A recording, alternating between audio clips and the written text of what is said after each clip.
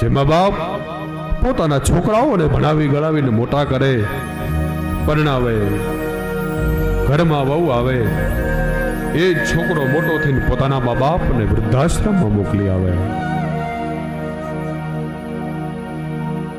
એક દિવસ છોકરાની વહુ ઘરમાં આવી, ઘરમાં ડોશીમાં ખૂણામાં રહે પોતાના ઘરમાં દીકરાની હારે, અને છોકરાની વહુ એટલી બધી ખરાબ.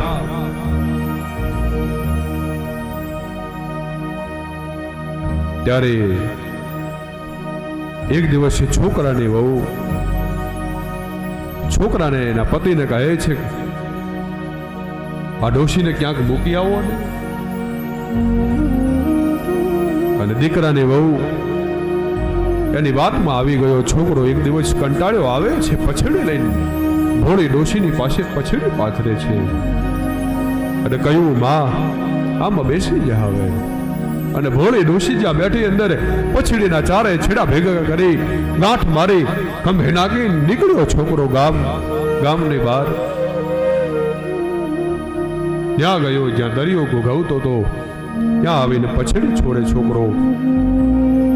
ધક્કો મારીને મૂકવા જાય પોતાની માને, ત્યાં તો હાથ પકડી લીધો ડોશીએ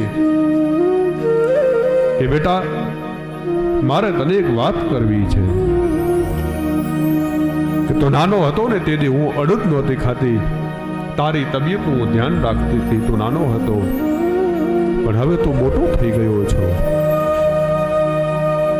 હવે તું મોટો થઈ ગયો છે, તારી તબિયતનું તું ધ્યાન રાખજે. હવે મૂકી દે ધક્કો. જે મા બાપને ધક્કા મારે એના ઉપર ભગવાન દ્વારકાધીશ કેવી રીતે રાજી રહે.